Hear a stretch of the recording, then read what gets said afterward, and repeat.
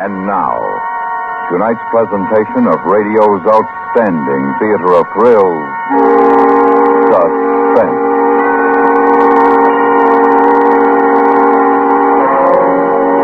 Tonight, the story of two small boys who carry death in their pockets. We call it Two Platinum Capsules. So now, here is tonight's suspense play, Two Platinum Capsules.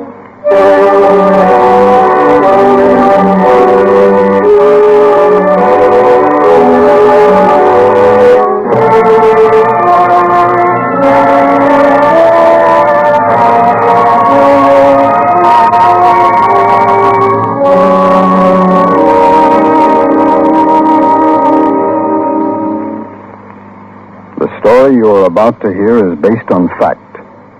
It happened. It involved the lives of 6 people.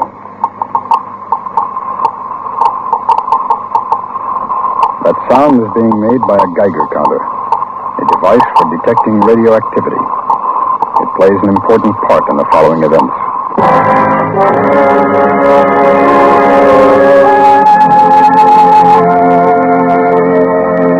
The place, a city in Northern California. Population, 41,300. For Johnny Murphy, age 11, the day started like any other day. The time, 8:36 a.m. Apple core. Oh, good morning. Who is your friend? The mailman. Here goes. Hey, you boy. You stop that.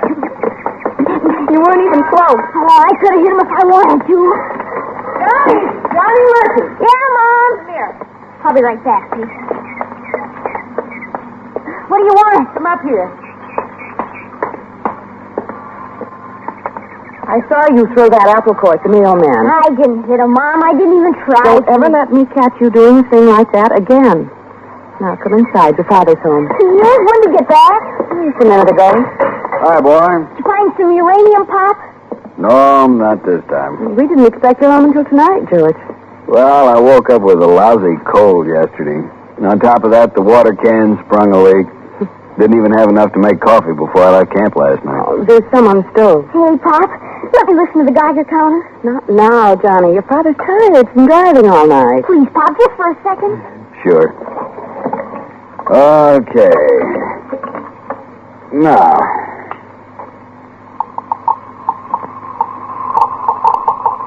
Holy gee.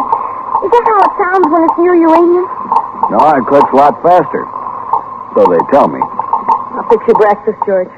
Scramble 'em, huh, man? Hey, Johnny, come on. Hey, Pete's waiting for me, Pop. Okay, boy, you run along. Johnny, you'll be home for lunch. Okay, Mom.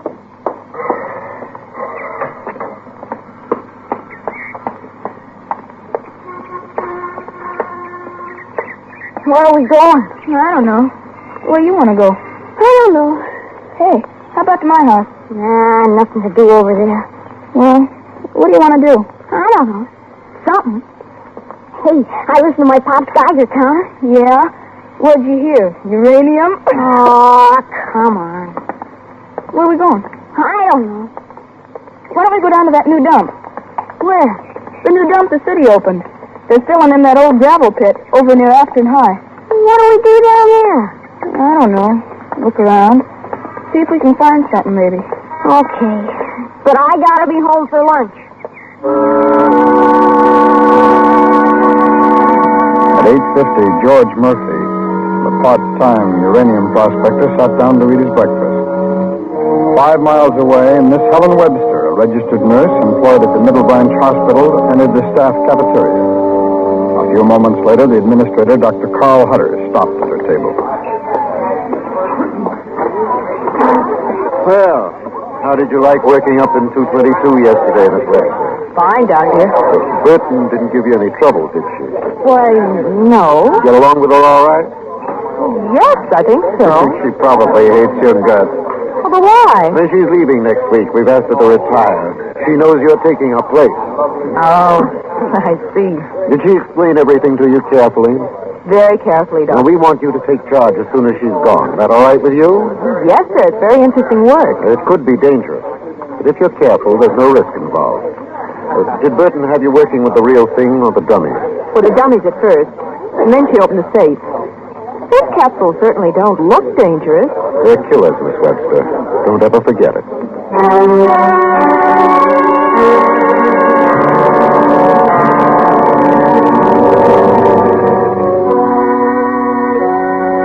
Every large hospital has a room 222. Painted in bold letters across the lead-lined door are the words, Danger, Radioactive. When not occupied, the room is padlocked.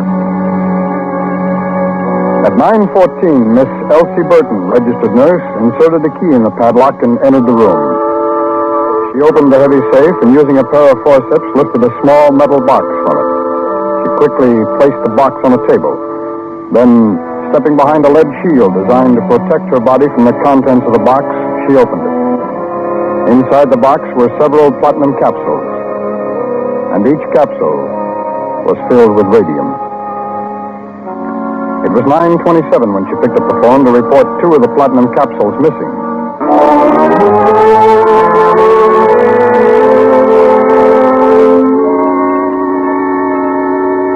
9:28. George Murphy had finished his second cup of coffee, glanced through the morning paper, and was watching his wife at the kitchen sink. More coffee, George? No, thanks. You look awfully tired. I am. We got a notice from the bank today. The payment's overdue again I know, May. on that Geiger counter you had to buy. $160. When I think what I could have done with that All money. right. George, we can get along on your salary. You don't need $1 million. We can get along just fine on what you make at the gas station if you'd only work instead of taking 3 days a week away, traipsing off goodness knows where. Let's talk about it some other time, huh? I'm going in and lie down. We'll close the bedroom door. I want the radio on while I do the ironing.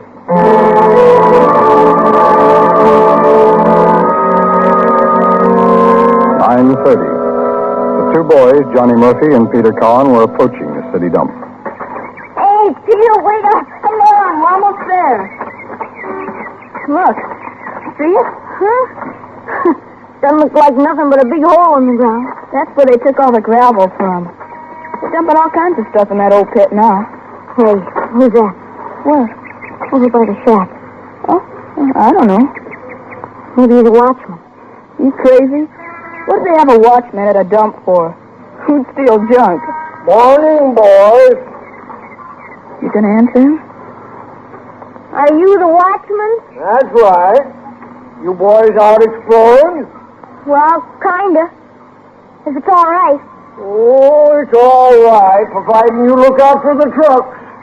Yes, sir. We'll be careful. By 10:15, Dr. Hutter with Miss Burton and Miss Webster had made a preliminary search for the missing radio. It was not in room 222. A further check revealed that only one patient in the hospital was receiving radium therapy. According to the day chart, the radium used on the patient the day before had been returned to the safe. Nevertheless, the patient was examined, and the immediate area surrounding her bed carefully searched. The radium was not found.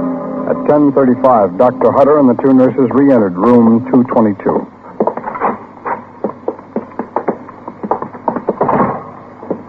I don't understand how it could have happened, Doctor.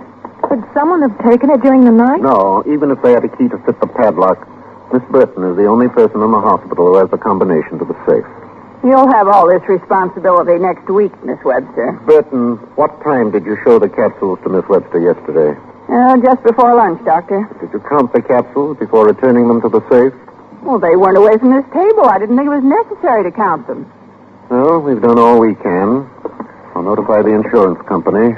Let them send a radium hound up from San Francisco. A radium hound? Yes, a man who specializes in finding lost radium by using a scintillator or a Geiger counter. He'll go through the hospital carefully, and the counter will locate the radium. Doctor, before you go, may I speak to you alone? Certainly. I'll be in the hall, Doctor.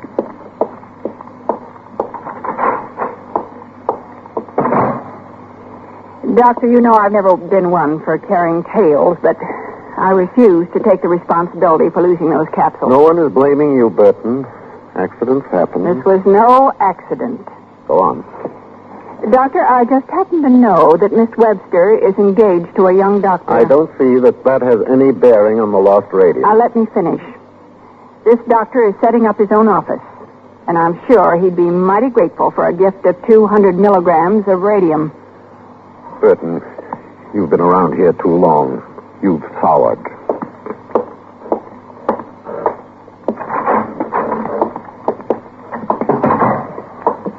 Doctor, I just remembered something. Yes, Miss Webster? Well, the other night, Leonard, Dr. Perry, told me that one of his patients goes away every weekend to hunt uranium. Wouldn't he own a Geiger counter? He might. Yes, see if you can reach him. Yes, sir. We'll take this building apart if we have to. Oh, Miss Webster. Yes, sir? Notify all hospital personnel of the loss immediately. If someone's picked up those capsules without realizing what they are, they're in trouble.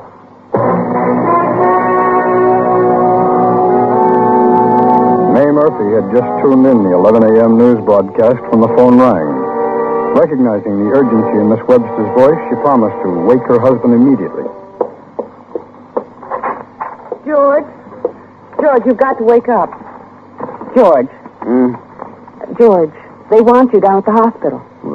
What's the matter, Johnny? Something happened to Johnny? No, not Johnny.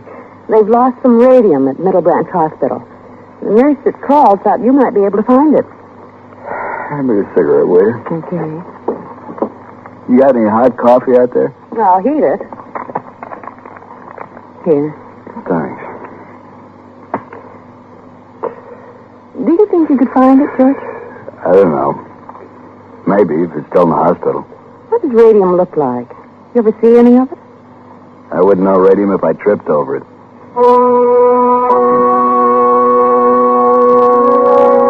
Atomic number 88. Atomic weight 226.05. Radium is an intensely radioactive element emitting strong gamma rays. It is used principally in the treatment of cancer to destroy malignant tissue. Unfortunately, the gamma rays cannot tell the difference between healthy and unhealthy tissue, making it extremely dangerous to handle. Unless caught in time, there is no cure for radium poisoning. Only a slow, lingering death. Hey, mister, you know what time it is? The time? Well, let's see now. It's 11:30. You see? I told you it wasn't more than that. Hey, you boys are too young to be worrying about time. He's always worried about something. I gotta be home for lunch. Well, did you find anything valuable down in the dump? No, nothing there I wanted. I don't know if what I found is valuable or not. Well, let's see it. Can't judge what it's worth if you don't let me take a look at it. I got them in my pocket. Them? Yeah. 2 little pieces of metal. See? Oh, yeah. Mighty nice. Looks like they might have been used for counterweights of some sort. Excuse me, boys. Gotta tell that fellow where to unload. We'll see you, mister. You be careful crossing the street, you boys. Don't want to get hurt.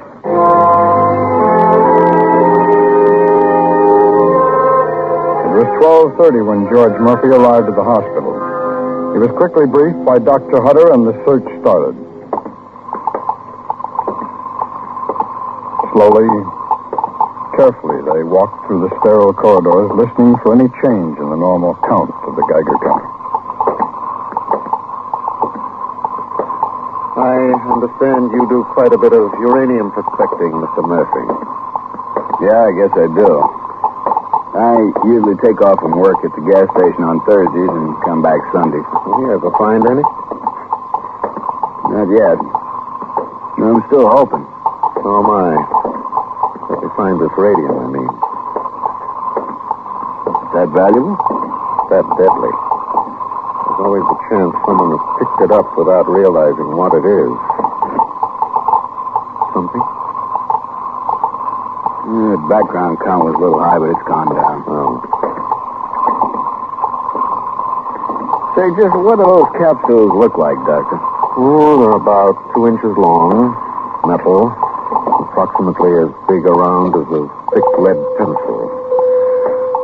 Well, it doesn't look like it's up here. Come on, I'll buy you a cup of coffee. Hey, Doctor, wait a minute. Hmm? I'm picking up some response on this thing. Oh, that's from 222. What? We keep our regular supply of radium in 222. Just a hit. Oh. Well, I'm glad to know this thing works. Sure like to see it act up like that out in the desert. Time, 1:40. After having a cup of coffee, the men continued their search. Drain pipes were examined. Trash and waste leading to the incinerator. The incinerator itself, and finally the grounds surrounding the entire hospital were checked. At 4:15, as far as they were able to determine, they agreed the radium was not in or near the hospital. Dr. Hutter then contacted the trucking service that removed the non-combustible. Previous hour. For sure, the watchman of the yard would remember where he had unloaded. Time, 4:59. There's the watchman's shack. Doesn't look like anybody's here. He's probably gone for the day. Well, you want to look around? Might get lucky. Yep, you better.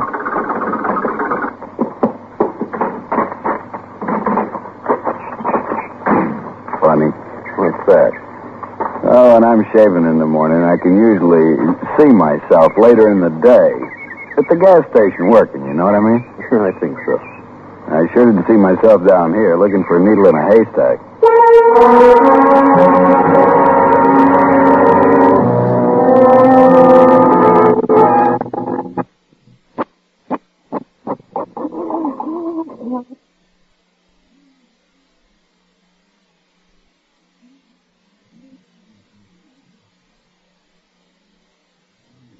Back.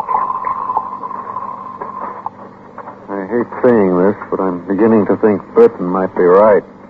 Burton? She's the nurse in charge of 222. She believes the radium was stolen. Could be. I'd sure give $10 to know where it is. I'd give a lot more just to know those capsules aren't poisoning someone. Howdy. Help you fellas? Oh, are you the watchman? That's right. We were looking for you about an hour ago. I quit at 5, went to eat. Oh, I live out here. What do you want to see me about? Do you remember a consolidated truck here yesterday afternoon? Yes, I do. I had them dump out in Area 4. Where's that? Right where you fellas were standing when I first spotted you. Oh, well, thanks. Hey, wait a minute. You still ain't said what you wanted to see me about. Do you know what radium looks like? No, can't say I do. A couple of capsules containing radium were lost from the hospital. We thought they might have been carried out here. Well, how would I know them if I did see them? They're about 2 inches long, little capsules of metal. Oh, Where to now? Would you mind dropping me off at the hospital? Okay.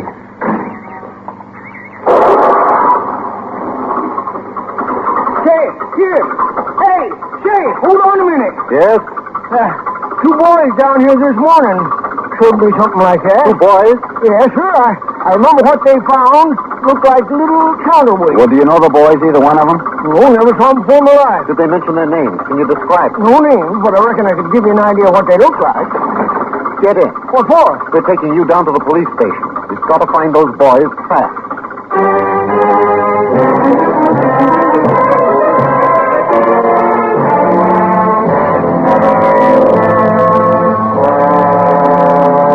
By 7:30, the 2 radio stations in the city were broadcasting a description of the boys every half hour. An all-points bulletin had been relayed to the police substations and all patrol cars. The morning newspaper was setting up the story on the front page. There was nothing to do now but wait. Hey, Mom. Yes, Johnny? Take a look at my leg, huh? Your leg? What's the matter with it? I don't know. It sort of burns. You probably skinned it. Let's see. Well, there's nothing there. Just a little red is all. Feels like it's burned. Oh, there's your father. Now, you go get ready for bed. Okay. Hi, boy. Hi, Pa. George, I've kept your dinner warm. It's in the oven. I didn't get a chance to call you. I know. I heard all about it on the news. That poor kid. Now, you sit down. What'd you fix? Lamb chop. And I heated up some of those frozen biscuits. Is that boy going to die from the radium? I don't know. Dr. Hutter said something about the rays burning deeper and deeper as time went on. Oh. Something to do with the square root, and I don't know. Hand me the butter, will you? The description they gave on the radio, that boy must be about Johnny's age. Yeah. Johnny, I told you to get ready for bed. Oh, golly, Mom, I haven't hardly seen Pop in 3 days. That's right. Well, boy, what have you been doing? Oh, nothing. Just taking it easy. Taking it easy. You just wait, boy. You just wait a few years. Hey, can I put your Geiger counter away for you? Now, look, how many times do I have to tell you that it isn't a toy? It costs a lot of money. That's the truth. Can I listen to it, Pop, please? Johnny, leave your father alone. He's dead tired. Go on, get ready for bed. Oh, Mom. Mind your mother, boy. Yes, sir. All right. Come back here. Yes, sir? Come here. Now, wait a minute.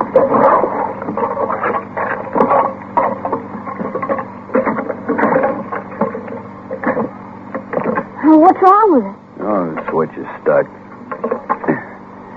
Okay, now. What the devil? Pop, is it broken? Wait a minute.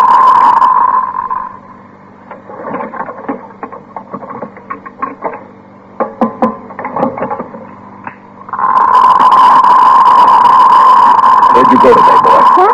You went to the city dump, didn't you? George, no. What are you going to Answer me, Johnny. You went to the city dump, didn't you? Oh, Johnny. Give me the radium shot. I didn't do nothing wrong. Give me the radium! Why did you take me to the city dump, Johnny? Listen, all these little fools will stick, Johnny. That's all. This is me good luck, Johnny.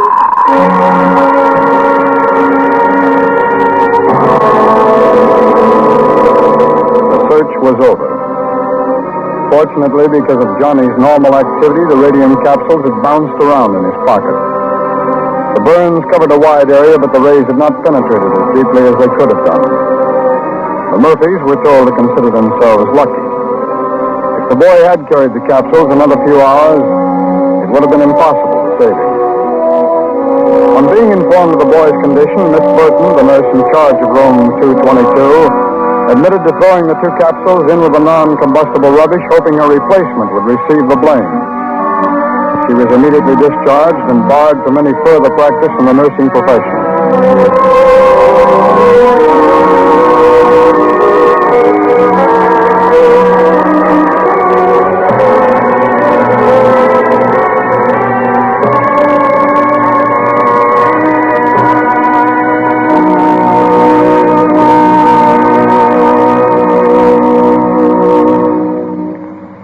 Suspense, in which we brought you tonight's presentation of 2 Platinum Capsules. Be sure to listen next week when we again bring you radio's outstanding theater of thrills, Suspense.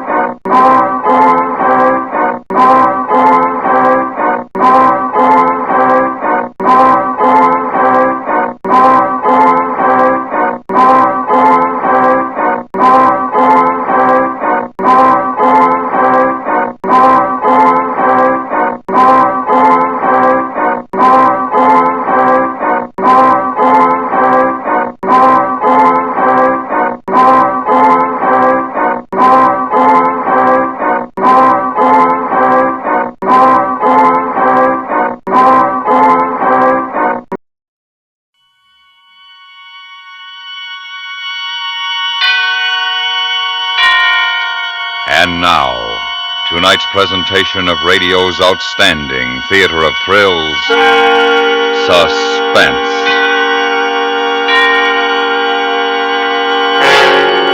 Tonight, we bring you a story of jealousy and hatred in a circus aerial act. We call it Gallardo. So now, starring Victor Perrin, here is tonight's suspense play, Gallardo.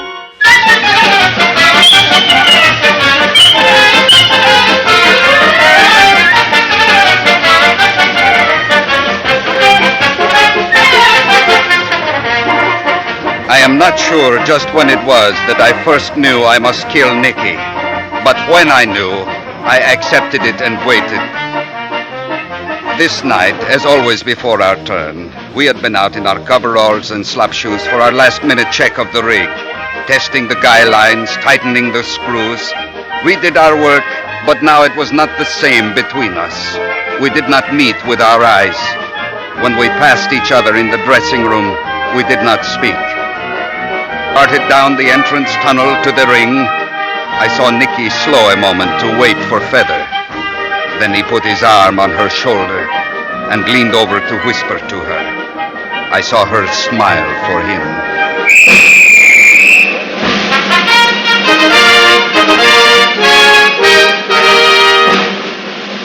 Ladies and gentlemen, the Gallardo, the sensational, world-famous aerialists, with a daring, dazzling, death-defying performance of the Flying Trapeze!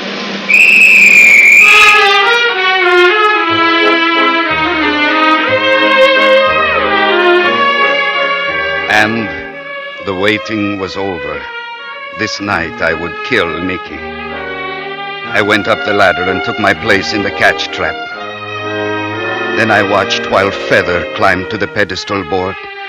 So graceful, so lovely, so cruel. I shut my eyes tight with the pain of loving Feather, and I thought of that day she joined us.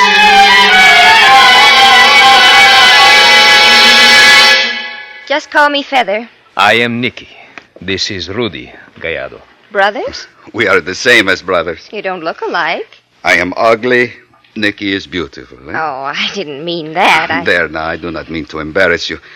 You see, I know I am ugly, and I have great pride in Nicky's beauty. Rudy, stop that. I was raised with Rudy by his family. I caught Nicky's first leap. When I was 6 and he was 9. Even at 9, one could see I had the shoulders for catching, but could never be a flyer like my father before me. Circus family, huh? In the circus, there have been Gallardos for over 100 years. I joined a circus to get away from a farm in Nebraska. You are recommended by Concello. Yeah, I toured with the big show last season. An act with 6 girls in Delamere. He was the principal flyer. He's good. Yeah. Now, here is the setup of our act, Miss Feather. Oh, just Feather. I left my real name in Nebraska. I see. Now, we open with you doing a seat jump, then a fliffy and maybe a double. You do the double. Well, I'll have to work on it. You will practice. Then we do some passing leaps. I do a double full twister, a cutaway maybe. We'll work it out. Then, of course, I finish with the triple. Oh, I've heard about your triple. Oh, you have? I've heard you're as good as Cordona. Oh, no. Cordona was the master. Maybe someday I shall be as good. He is better than Cordona. He is the best ever. Rudy, if I am that good, it's only because I have the best catcher ever. The flyer is only as good as his catcher, and you are the best. You boys have quite a mutual admiration society going, haven't you? But this is true. Always there are Rudy's strong wrists, right there when I need them. You use a net, of course. The net is there, yes, but... The net is nothing in Nicky's triple. After the third spin on the breakout, so fast he comes, he would overshoot the apron every time. But we never think about that. There will always be Rudy there to catch me.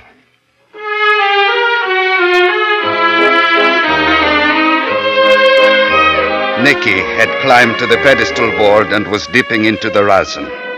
Feather reached for the fly bar, ready for her first leap. As she started her swing, I locked my legs in the uprights and hung head down to catch her. On the catch, I thought of that day we started rehearsals, the first time I caught Feather. It was the first time there had ever been bad words between Nicky and me. I remembered that and the things that came after. Table, come down here! Wait, Feather. What's that? I said come down here! Feather! You too, Rudy. What's eating him? We will see. But don't try a come-down drop in the net. Take the rope. Hey, Whitey! Whitey, get a spirit level on that long bar. The frame looks cockeyed. Here. I will help you. Thanks. You handle that net up there like it was a mattress. Oh, no. The net is never friendly. But it is better now than in the old days. In my father's time, the nets were made by fishermen, and they had knots at the joints. What's the trouble, Nicky? Why did you call us down? Because I thought it might be interesting to find out from Feather here just what she calls that stunt she favored us with, eh? Well, I'm sorry. It was a flyer we wanted, not a clown. I know it was bad. Bad? Never saw such a welt of arms and legs going in all directions. Well, the first try is bound I thought you were a flyer. I'll do it again. Yes, you'll do it again and again and again. And you will please not make me sick with such a performance as I just saw. Nicky, do not be so hard on her. Anyone can get rusty. We've got 3 weeks to get this act ready. You will please not boss my act. Your act? Feather will rest. You will rehearse. Get up on the flybar. You cannot order me around. Get up on the flybar. I'm sorry, Rudy. I guess we better call this rehearsal off. You do not make the decisions. I am Gallardo. Just the same, I am going to my dressing room.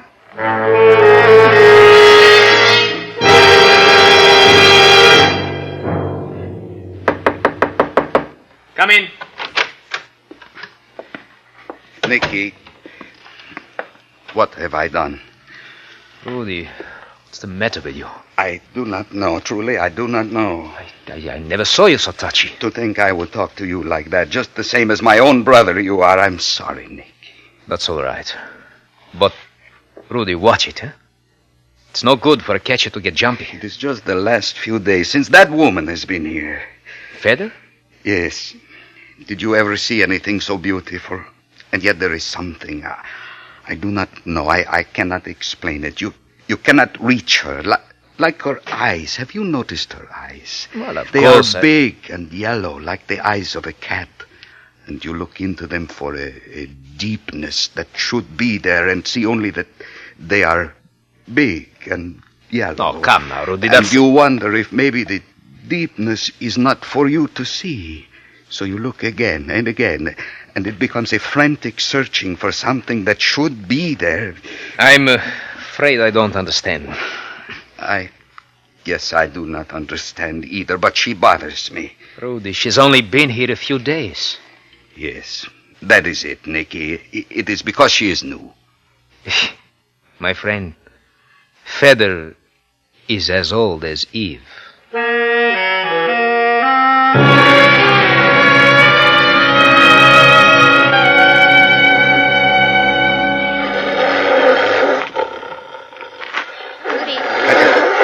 Don't jump like that. I'm not going to bite you. You startled me. I was thinking about that cat. I think you're scared of me. We've been on the road for over a month and you've hardly talked to me. No, it is not that. Maybe you're shy. Is that it? Maybe. Oh, Rudy, you're cute. Hey, I've seen you staring into that cage before. What's the fascination? I do not know. She's lovely. I think you're in love with that cat. Did you know a Black Panther like that one killed Nicky's father? No. Not many people work with Black Panthers. Nicky's father had 8 tigers and a panther, which he loved. A beautiful animal. One night in the ring, the panther ripped him open. Oh. When they brought him to the dressing room, already dead, Nicky's mother looked at him, then took a gun to the menagerie and shot each cat between the eyes. Then she turned the gun on herself. That is when my mother took Nicky to raise. Oh, that's horrible. That is life. Things happen. But why do you come so often to stare into this cage? I do not know. She is so beautiful. I cannot figure out her treachery. You're a strange one. We're moving tomorrow. Yeah, I know. Rudy, don't you think I'm beautiful? Oh, yes. Well, what's the matter? Don't you like me? Rudy, don't you like me? Feather.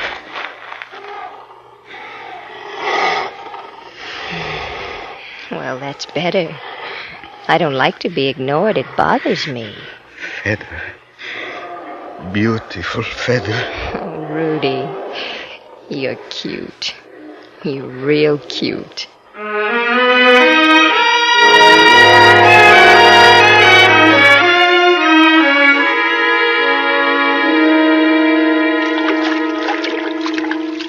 Hey, Rudy, hand me that towel, huh? Catch. Thanks. Well, it's a good show tonight, huh? Yes. Your best clothes are out. I'm going into town tonight. We're moving tomorrow. I know it. Where are you going, huh? What are you going to do tonight yourself? I think I will go play pinnacle with Princess Olga. Princess Olga? She's over 70. Rudy, why don't you get yourself a girl? Have a little fun, huh? You have a girl, Nicky? I'm taking Feather into town. You're taking Feather? Yeah, we're going to have a little fun. You like Feather? Oh, she's quite a girl. Are you in love with her? Oh, maybe I am. I love her. What? I love Feather. But you hardly talk to her. What do you mean? I guess I have loved her from the first time I saw her. Today she followed me into the menagerie after matinee. I kissed her. She wanted me to. Oh, Rudy, she was teasing Don't you. say that. All right. Don't get sore. But look, she's my girl. Why should you have everything? What's the matter with you, Rudy? Maybe I'm jealous. You know, lots of times I don't understand you. Right now, I don't understand you at all. This is silly. There shouldn't be this trouble between us. You are right, Nicky. It is not good.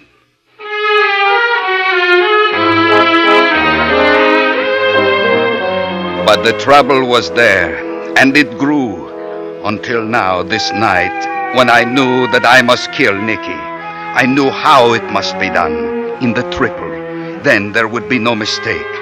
Just a little higher on my backswing, just a little slower coming in, a part of a second, and then, after the third spin, on the breakout, Nicky would reach, and I would not be there.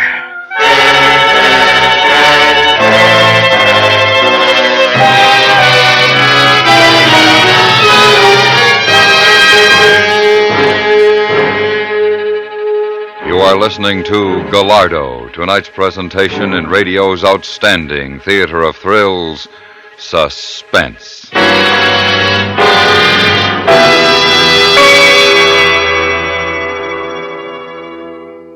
Now, a public service message from CBS Radio. In time of flood or fire or other disaster, feeling sorry for the victims is not enough. When disaster strikes, someone must be on the spot and on the job to help. With your support, the Red Cross will be there. Join and serve your local Red Cross chapter now. And now we bring back to our Hollywood soundstage Victor Perrin, starring in tonight's production, Gallardo, a tale well calculated to keep you in suspense.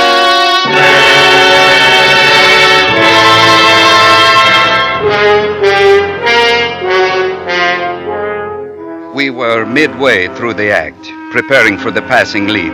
It is a flashy thing, not difficult, but our timing had to be perfect. I sat on the bar of the catch trap and checked the tape on my wrists. Feather and Nicky dipped into the rosin. I waited for the signal, and I remembered.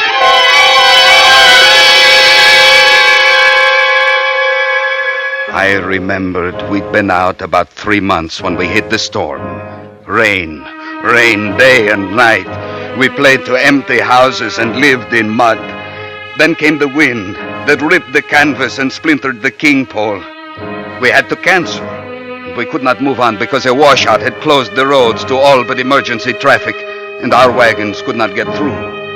This is not good for circus people, to sit and wait. Allow me to remind you again, Princess Olga, it was your trick. You draw. Oh, yeah. Rudy, for goodness sake, stop that drumming with your fingers. Sorry. And what is that, please? My melt. You melt before you draw. You have already drawn a card. Rodolfo Gallardo, I have had enough of your sauciness. I have been playing pinnacle for twice as many years as you have been born now. Mind your manners. I am sorry. I should hope so. Forget the cards. I'll make us some tea. I visited the stables this morning. My horses are as ill-tempered as the rest of us. It is this waiting. The circus must move to breathe free. They'll have tea ready soon. Rudy.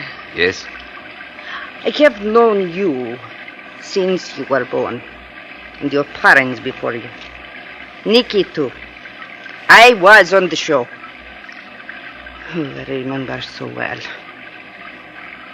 I was ready for my turn, waiting in the tunnel. That night, the panther... Well, anyway, I'm not just a meddlesome old woman. Is it true what I hear? What is that? That Nicky is running with that woman and drinking? A flyer does not drink during season. They are saying that Nicky goes into the towns with that woman and comes back drunk. You didn't know? No. No, I guess Nicky has not had much time for me lately. Oh, that woman. She's bad. Feather? That Jenna come lately. She doesn't belong. She's not circus. She is a good flyer. She is a perfect machine. The precision of her movements is like a mathematical truth, but there is something missing. What? Heart? Heart. She has no heart. She is beautiful. Ah! Well, all right. So she is. This is no reason for Nicky to lose his head. Let him have his fun. He is a beautiful man. Yes, he is. But drinking at late hours are not for a flyer. Not during season. I will talk to him. Do that, Rudy. I don't want to meddle, but do that.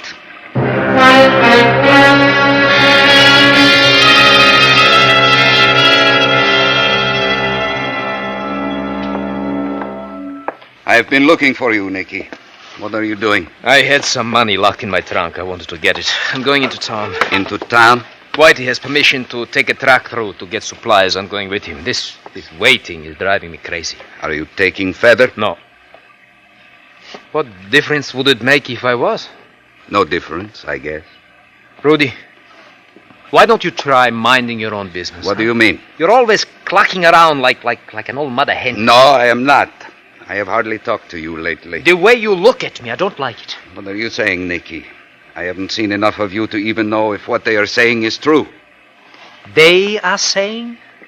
Tell me, what is it that they are saying, That you have been drinking. Is it true? Is it true? I am not a child, Rudy. They say you take Feather into town and that you come back drunk. That's it. You are jealous. No, I am not. You are. You're jealous because Feather prefers me, huh? That is not what counts now. A flyer does not drink during the season. I do my act, do I not? I'm good. The triple? I'm as good as Codona. You said so yourself. You are splendid, Nicky, but you can't afford one mistake. You make me sick. I know you, Rudy. You're jealous of that, too. What? That I am the flyer while you hang in the catch trap. Yes, you are Gallardo, but the applause is for me, huh? Oh, no, Nicky. Come on, be honest, Rudy. You hate me. Nicky, no. Oh, no. Hi. Oh, I gotta have somebody to talk to. I don't know how you boys feel about it, but if we don't move out of this soggy dump pretty soon, I'm going nuts. Hello, Feather. Hey, Nicky, you're all dressed up. Where you going? Into town. White is taking a truck in. Take me with you? I'm afraid I can't. Oh, please, Nicky. I want to get away from this place. It's not possible. Nicky, please. No! Nicky! Well, how do you like that? Feather, your clothes, they are wet. What else? In case you'd like to know, it's raining. Look at these shoes, soaked. No. What's the matter? Your shoes. Well? On the makeup shelf. So? Take them off. What? Take them off! Rudy, what's eating you? It is bad luck. Oh, I think this rain's driving everybody nuts. In a tent show, shoes on the makeup shelf bring bad luck. All circus people know that. Honestly, if that isn't the silliest thing I ever heard, you circus people... Never mind, Feather. Forget it. Oh, Rudy. You're cute. Why don't you come over to my wagon and keep me company? I have some wine. Thank you, Feather. I do not drink. Well, that's all right. Come and keep me company anyway. I don't want to be alone. This rain... I would like that. Oh, wait, my shoes. Here, let me help you. What's the matter, Rudy? Matter? You're shaking. What? Why, Okay, Rudy. Well, Come on. How do you like that Nicky going off like that without me?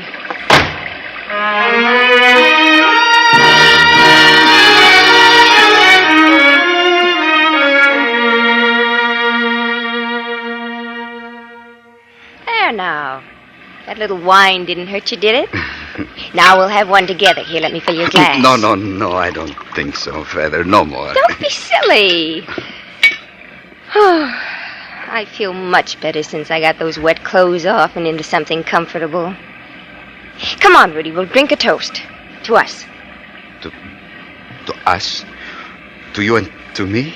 Oh, Feather. Rudy, for heaven's sakes, quit mooning at me like that. Do not make fun of me. I love you. Oh, Rudy. Please, Feather. I love you, but you are Nicky's girl. Nick?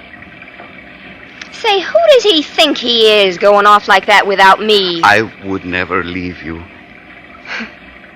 No, I guess you wouldn't. But Nicky leaves, and then you are here with me. He can't get away with that stuff with me. Without Nicky, there would be you and me. I ought to show him a thing No, or two. Nicky. Who does he think Just he is, us. anyway?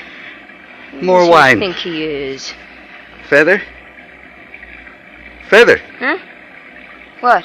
More wine. I want to drink again. To us. You were right. You aren't used to this stuff, are you, Rudy? It is nice. Yeah. It is nice to be warm inside and happy with us. No, Nicky. Just us. That Nicky. To you, my beautiful panther. What? You are beautiful like the panther is beautiful. Well, I've been called a lot of things. Yellow eyes like the panther. You're tight. What? You're drunk. Is that it? It is nice. Oh, Rudy, you're cute. I have not known much happiness such as this. To sit comfortably with a woman as lovely as you. To be warm inside. It's good. It is very pleasant. Hey, Feather, if you can be ready in 3 minutes, you can go into town. We'll be down by the cook tent. 3 minutes now, we don't wait. Nicky. Feather, stay here. What? You aren't going with him. Of course I'm going with him, you clown.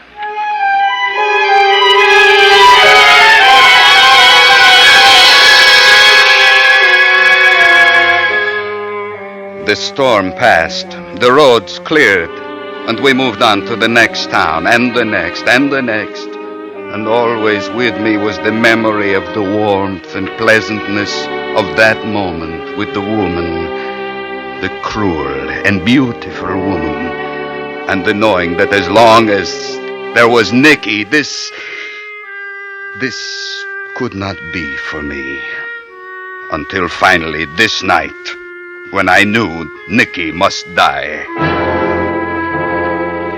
We passed the signal to time the passing leap. Feather reached for the flybar, and I locked in the uprights ready for the catch. First Feather, then Nicky, then Feather, then Nicky. Feather, Nicky, faster, faster, Feather, Nicky, like a juggler, like a crazy juggling act. Feather, Nicky, but wait, something was wrong. Feather, Nicky, it was Nicky. His timing was off. Nicky! He came in too fast at the end of his swing. I felt that my arms were tearing out, but I held. And in that second I knew Nicky, my brother, my friend. I could not kill Nicky. What madness had been on me? It was that woman. She did not belong. She was not circus. Feather, Nicky was taking too much lift. He was going to...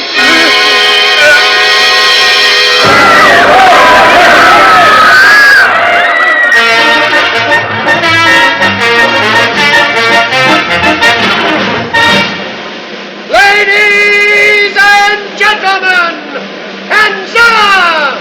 Direct from the continent of Europe, with her unequaled equestrian interlude!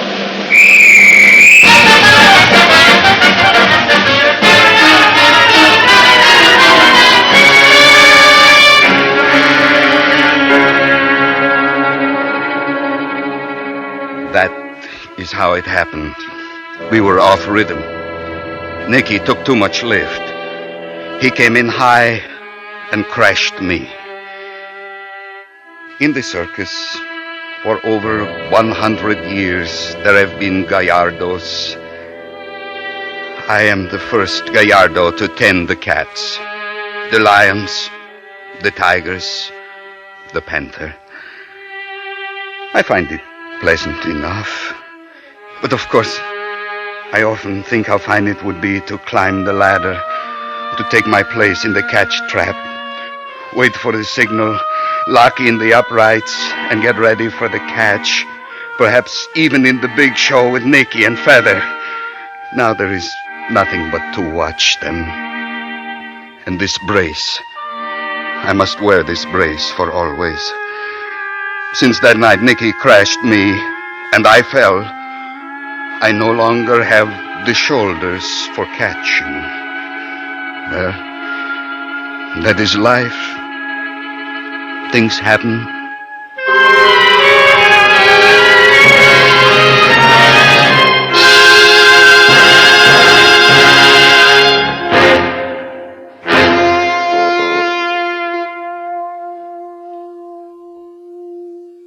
Suspense, in which Victor Perrin starred with Tony Barrett in tonight's presentation of Gallardo.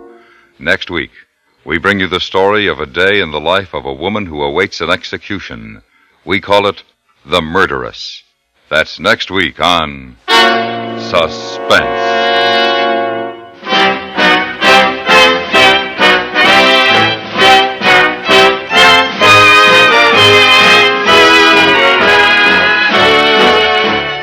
Suspense is produced and directed in Hollywood by Anthony Ellis.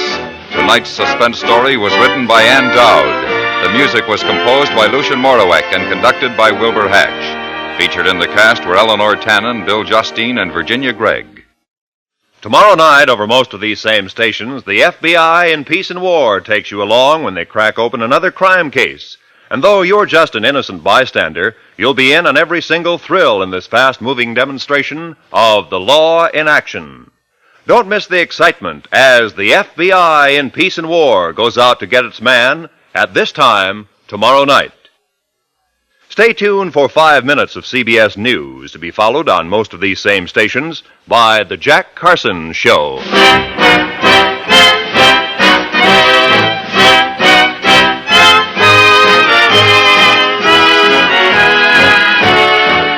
Thursday nights, there's action in the 21st Precinct on the CBS Radio Network.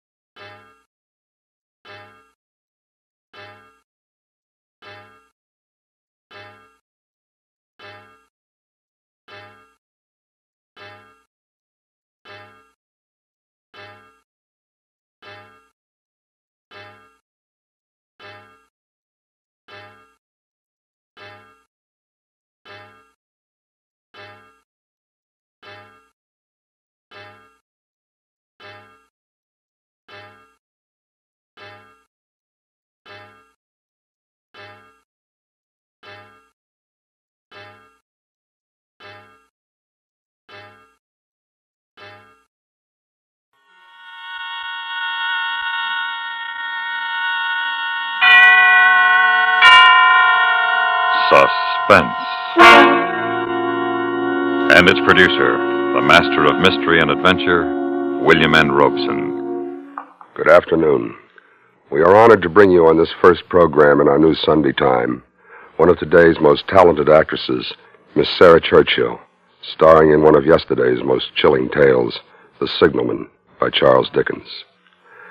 More often than not, a classic suffers in transition from one medium to another. The transcribed play you are about to hear is an exception to this generality. The late great writer-director Irving Reese, in his adaptation, has given a dimension to the story that the late great Charles Dickens never imagined.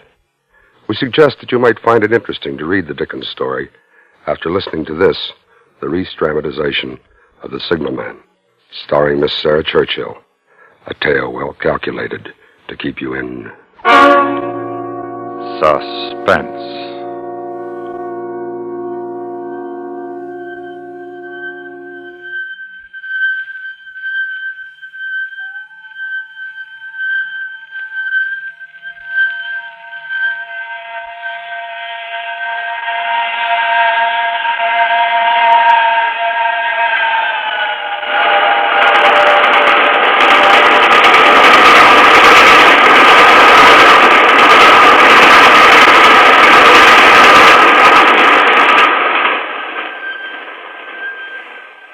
It had smashed by, like a wounded monster screaming in pain, and disappeared into the dark tunnel. In those brief seconds, I'd relived the emotions of my childhood. I still trembled with the child's terror and fascination that had surged through me the many times I stood here, 20 years before. Nothing had changed. The steep, dripping wet walls of jagged stone that led down to the tracks, the gloomy mouth of the tunnel, the small signalman's shack huddled against the side of the cutting. Even the job was held by the same man they had told me in the village. He stood there, in the glow of an angry sunset, furling a signal flag around a short pole. I called to him. "Hello! Below!" Instead of looking up at me, he turned tensely to stare toward a red signal light that glowed at the mouth of the tunnel. "Hello, below there!" He finally turned, slowly it seemed to me, even fearfully, and looked up. He stared at me unanswering. I was afraid the suddenness of my call had unnerved him. I tried to compensate by being overly casual. "Hello! I would like to speak to you. Is there a path I can use to come down?" He stared silently a while longer, then finally pointed his flag to a spot in the cutting embankment. It was a zigzag path with small footholds cut through the clammy stone. A track seemed a mile below, but I was determined to get down. Midway, I sensed a vague vibration of earth and air, like a sound that could be felt but not heard. I tried to fight down a fear that suddenly gripped me. The air was filled with a violent pulsation. It seemed to have a force that could draw me down. I suddenly threw my hands up to my eyes as though to shut out some terrible sight. And then I flattened myself against the jagged rock and clutched hard.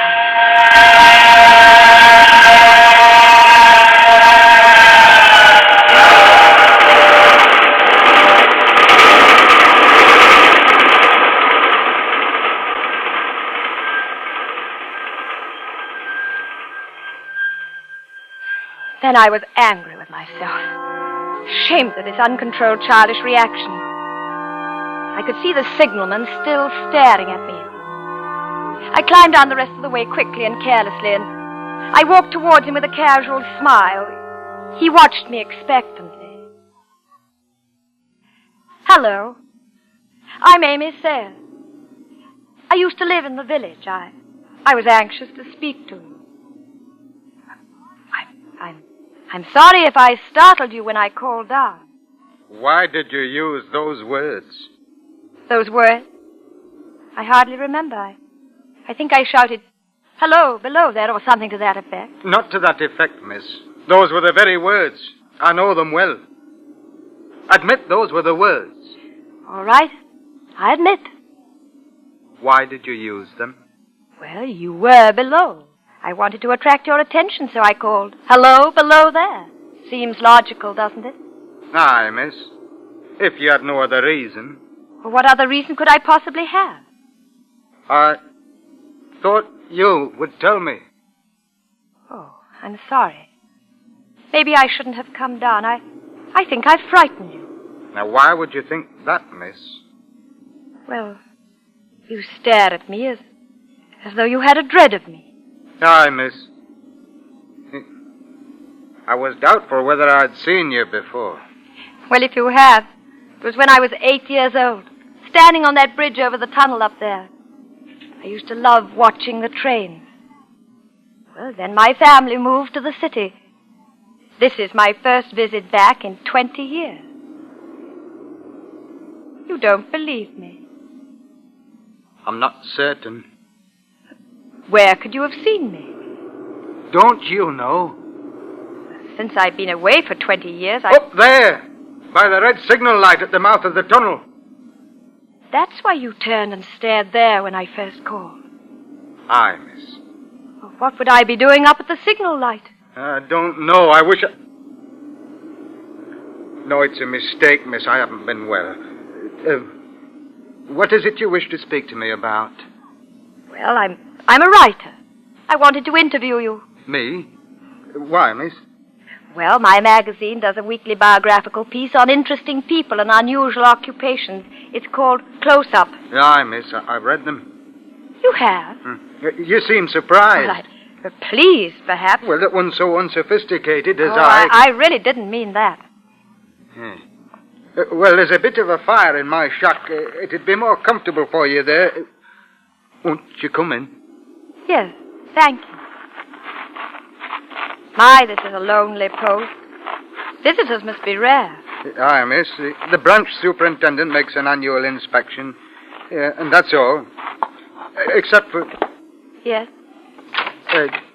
Come in, please. Oh, how snug and comfortable. Aye. Most of my waking life is spent here. I've tried to make it pleasant. And you've succeeded. You were speaking of visitors just as we came in and... I'll put this chair nearer the fireplace. One chills out there. I say, you have a fine collection of books. Aye. They've given me much companionship in the long nights. Pretty weighty companions. Gibbon's Decline and Fall, Burton's Anatomy of Melancholy, Darwin's... Did they surprise you again, miss? May I be frank? I'll have to be if I'm to succeed with the article. My editor is only interested in... Odd? Well, the unusual. And the level of my reading seems above the level of my station. Not many people in any station these days... Oh, come now, miss. 'Twas you called for frankness. All right. Why would a man with a mind capable of absorbing these subjects stay on a desolate job like this? Well, you see, when I was a young man, I became very interested in the natural philosophies. I set my course, I studied hard, planned the future. And then I ran wild, miss. I misused my opportunities. I went down, and I've never risen again. Oh, I've no complaint. I've made my bed. It's too late to make another. Maybe you gave up too soon. No, miss, no. There are forces beyond us that shape us. One must know when not to resist, miss. Oh, I might have blooded myself a while longer, but I knew. I took this position 34 years ago. And you've never regretted? Oh, no. Not until... Until what? Won't you please tell me? You first tell me what brought you here. But I have. Well, you said nothing of what made you think of this place specifically. There are many places and people. Well, I told you. I used to come here as a child. The trains frightened and fascinated me. I've always remembered it vividly through the years. I promised myself that one day I would come back and do a story on it. Good subjects aren't easy to find, you know. Why did you choose just now to come? These ideas germinate in a writer's mind for a while, and then an impulse... And you were drawn here. You say that as though mystic forces were involved. It was much simpler, I assure you. I've been working hard. I decided that a few days in the country would do me good. I planned to use them profitably by doing a story on you. But you might have come to that decision last month or last year. Well, that's true, but I can't see why you attach such special significance to the fact that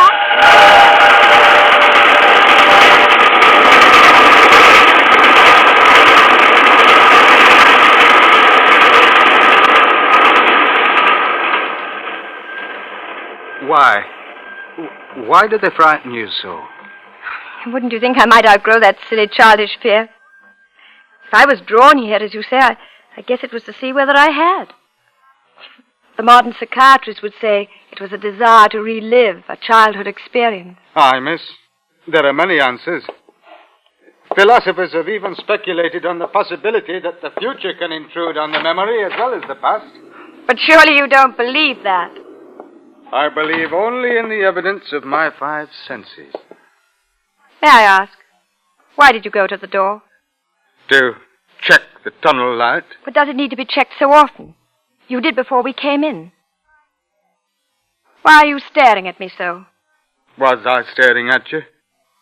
Please, something is preying on your mind. Can't you tell me? The fire needs stirring. You're avoiding my question. There's nothing here, miss. Your coming was a mistake. An old man in a railroad tunnel, it would require considerable imagination to make an interesting story of that. What exactly are your duties? Oh, hey. They're responsibilities more than actual work, miss. Exactness and watchfulness are required most. Seeing that the signals operate, turning the switching handle now and then, listening to the telegraph ticker to see if the post is wanted. Not much else. Do the hours weigh heavily through the night? It's very difficult to impart, miss. Very difficult to speak of. Now, if you ever make another trip, I'll try to tell you. Yes, of course. And I will have to make several trips before the story takes shape. When may I come again, tomorrow? Ah, miss, if you wish. Thank you. I will be back tomorrow evening. You won't have any difficulty getting back up. No, it was only that first trip down. Aye. Well, I'll show me white light till you reach the top. Thank you. Well, I'll say good night now, miss. Good night, sir. I wish you a pleasant one. I regret that I understand. Aye, miss, I think you do. May I ask you then, when you get to the top, don't call out to me, I beg of you. Don't call out. I won't. And when you come tomorrow night, please don't call out. Of course not. Good night. And may I ask one parting question? Certainly. When you came down the path earlier tonight, midway you suddenly threw your hands up to your eyes. Like this. As though to shut out some dreadful sight. Why? It was that uncontrollable childish reaction. Like I said, I felt as though the train would draw me down. I covered my eyes like a child not to see it. You had no feeling that the action was conveyed to you for some reason? No. Why should it seem otherwise? Because there's been someone at the red light at the mouth of the tunnel each night for a week now, holding its hands up to its eyes, like that, as though to shut out some terrible sight. And you've actually seen it? Every night. Was it there tonight when you went to the door? Yes, I saw it quite clearly. Who was it? You!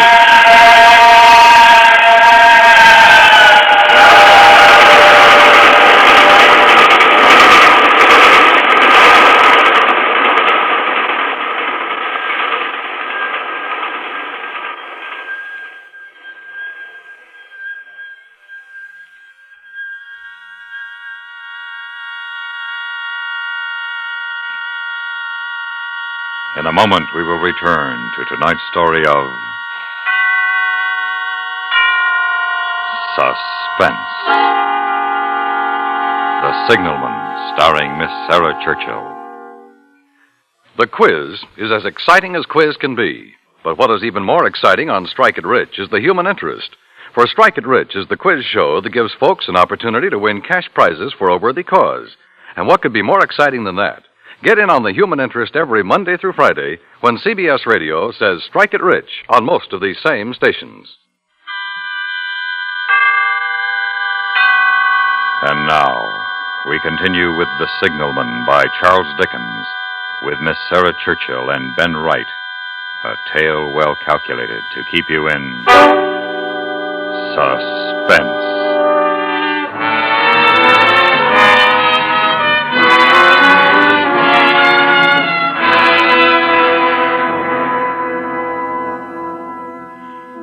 I returned the next night as the distant clocks were striking 9. The signalman waited for me at the bottom of the cutting with his white light shining.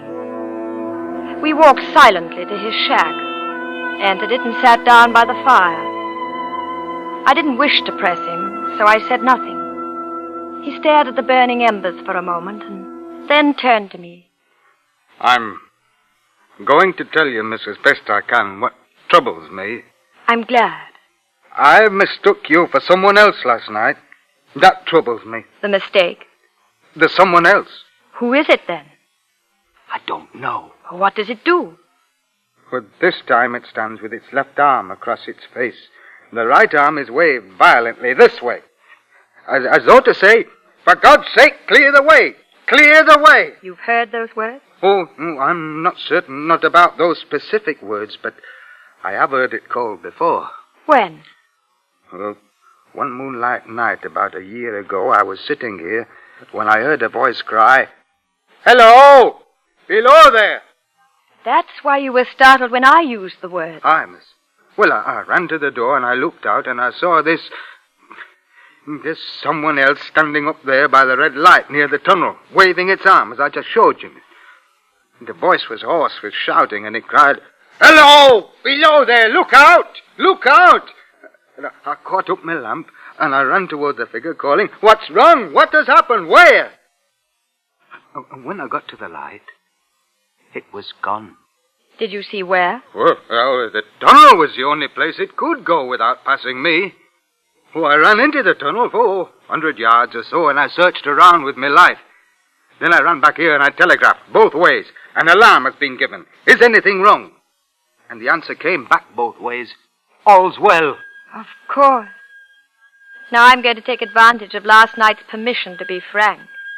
You've been here more than 30 years, haven't you? Huh?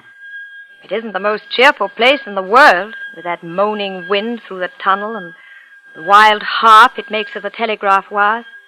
It's understandable that you could have the illusion you've heard a call.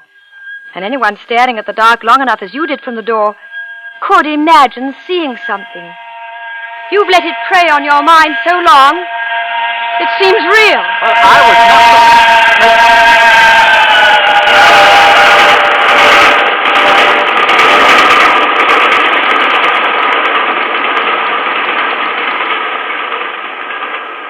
I was not finished, miss. I'm sorry.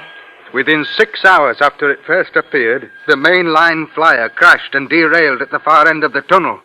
And within 10 hours, the dead and the wounded were being brought through the tunnel over to the spot where the figure stood. A coincidence. A tragic, remarkable coincidence. But don't you see that... There is more, miss. Please forgive me. 6 or 7 months passed, and I'd recovered from the surprise and shock when, one morning, just as daylight was breaking, I looked toward the red light, and I saw it again. Did it cry out? No, it was silent.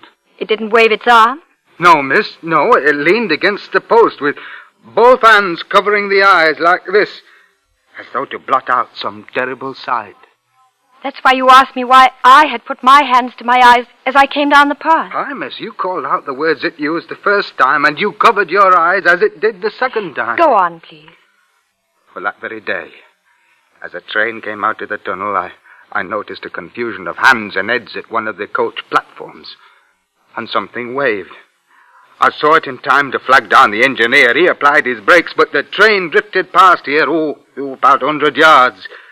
As I ran up to it, I heard terrible screams and cries. A beautiful young woman had fallen between the cars, and she was brought in here. She died on this very spot between us. How horrible. But I still don't see... One final word, miss, and you'll judge how my mind is troubled.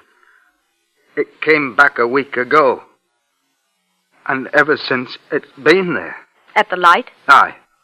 It covers its eyes, it waves its arm, it shouts, "For God's sake, clear the way! Clear the way!" I've no rest or peace for it. It calls to me many minutes together in an agonized manner. "Below there! Look out! Look out!" It stands waving at me. It sounds the telegraph ticker. Did it sound the ticker last night while I was here? Twice. I assure you it was your imagination. The ticker did not sound last night. No, I've never made a mistake as to that, miss. I don't wonder that you failed to hear it, but I heard it. Do you hear it now? Aye. What is it saying? It isn't clear. It only warns. It doesn't say against what. If I only knew what it meant. What is the danger? Where is the danger? There is danger overhanging somewhere on the line. Some terrible calamity will happen. Please, you mustn't let yourself go. But if I telegraph danger on either side of me or on both, I can give them no reason for it. I'd get into trouble and do no good. They'd think I was mad. And this is the way it would work, miss. Message, danger, take care. Answer, what danger? Where? Message, don't know, but for God's sake, take care. They'd displace me. What else could they do, miss? For your sanity's sake, and for the sake of the lives that are dependent on you, you must listen to me. When it first stood under the danger light, why didn't it tell me where the accident was to happen if it must happen? Why didn't it tell me how it could be averted if it could have been averted? And when on its second coming it hid its face, why didn't it tell me instead she's going to die? Let them keep her at home. If it came on those two occasions only to show me that its warnings were true and so prepare me for the third, why not warn me plainly now? And I, Lord help me, a mere signalman on this solitary station, why not go to somebody with credit to be believed and power to act? Why? Why? I can help you, but you must face realistically what I have to say. Will you try? I'll try, miss. These accidents have shaken you deeply.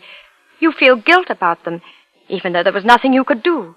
You've let it prey on your mind, until you imagine someone tried to warn you. I saw and heard that someone. Even the senses can deceive when the mind is under stress. Men dying of thirst on the desert imagine lakes and hear running streams. Oh, miss, the bodies of the dead were real enough. I'm speaking of what you imagined after the accident.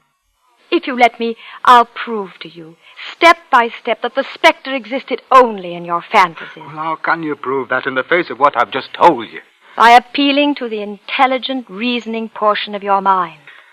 Listen. You were positive when you first saw me that I was the spectre that you saw at the light, weren't you? You used the same words. Well, now listen carefully. I appeal to the intelligent, well-read, reasonable man. 3 words. Hello below there.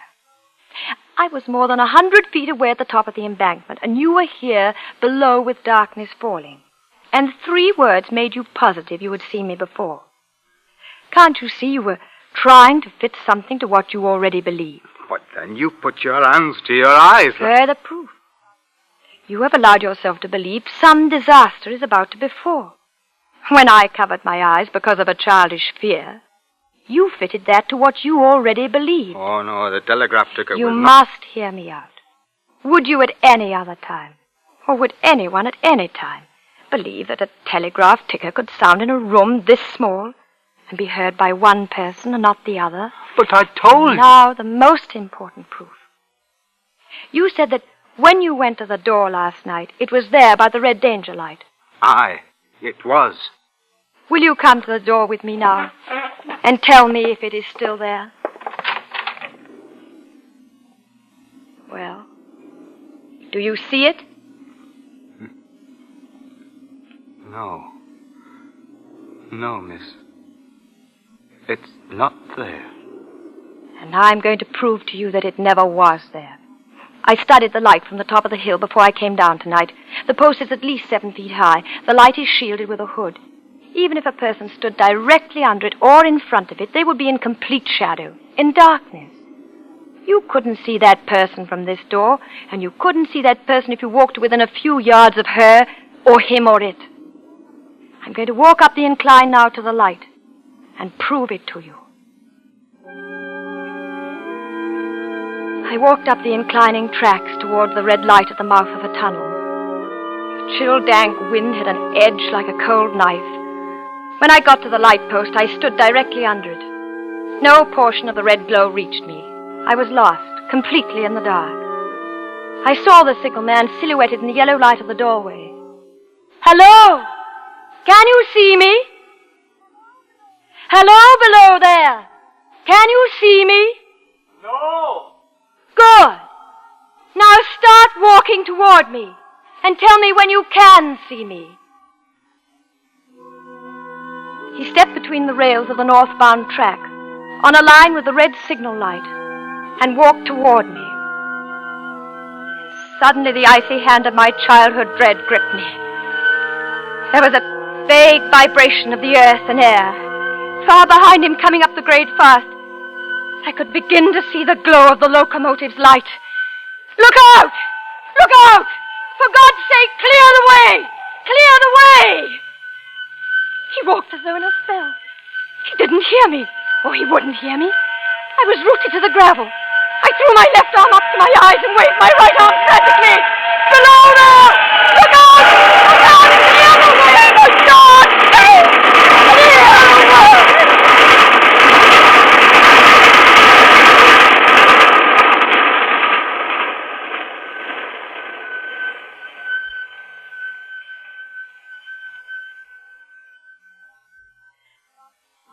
Long after it was over, they found me, still standing there, both of my hands up to my eyes,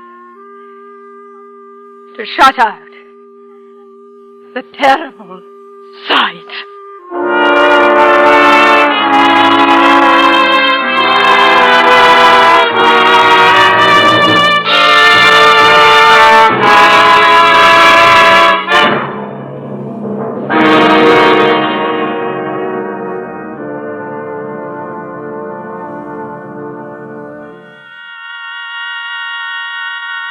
Suspense, in which Miss Sarah Churchill starred in Irving Reese' adaptation of Charles Dickens' story, The Signalman. Wait. Wait a moment for a final and important word from Miss Churchill. Listen. Listen again next Sunday afternoon when radio's outstanding theater of thrills brings you Vincent Price in Three Skeleton Key, a tale well calculated to keep you in suspense. Suspense is produced, directed, and taped in Hollywood by William N. Robeson. Mr. Ben Wright supported Miss Churchill as the signalman. The orchestra was conducted by Wilbur Hatch. Sound effects by Ray Kemper and Gus Bays, with Doc Bennett at the microphone controls. And here once more is today's star of suspense, Miss Churchill. Thank you.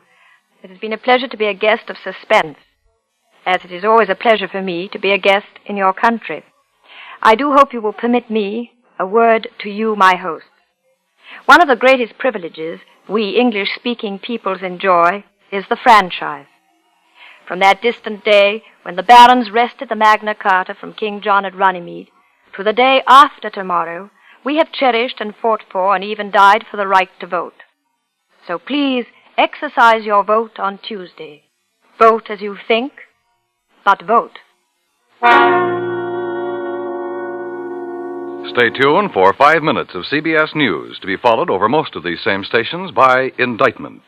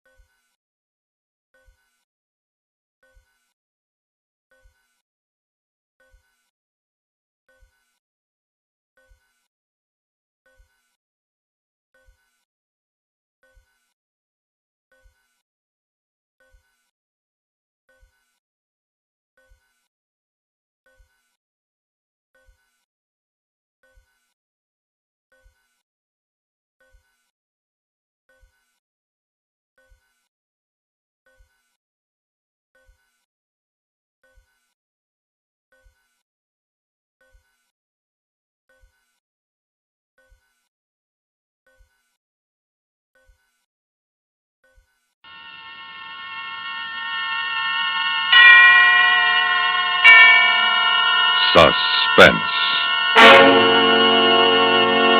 And the producer of radio's outstanding theater of thrills, the master of mystery and adventure, William N. Robeson.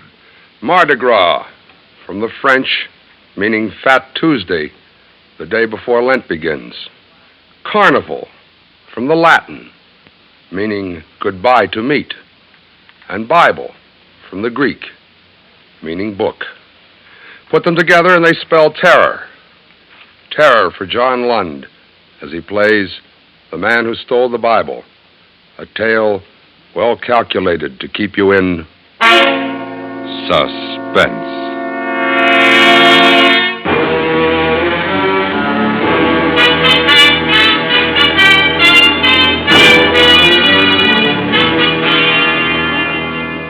I didn't mean to steal the Bible. That wasn't my intention. Why, I've never taken as much as a towel or an ashtray out of a hotel room. And if I'd known the night of terror it would lead me into, I'd never have taken it at all.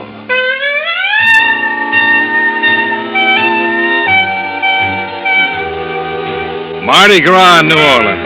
A gay time, a lot of laughs, if you're in on it. But me, I was stuck in a stuffy hotel room waiting for a call from the boss. And the sound of all those people out in the street having fun got on my nerves. Operator. Operator. Oh, come on, operator. This is the operator. This is Mr. Cummings, room 302. What happened to that bellhop I sent for? Would you speak a little louder, please? I can't hear you, sir. I said this is Mr. Cummings. One moment, please. Operator. Operator. Excuse it, please. What is it you wanted? A bellhop. I want him to bring me something to read. Anything. He said half an hour ago he was on his way up. Well, hasn't he answered your call yet, Mr. Cummings? He has not. I'm sorry, sir. The hotel is so crowded. The Mardi Gras, you know. It's almost impossible to... Just a moment, please. Operator. Oh, nuts.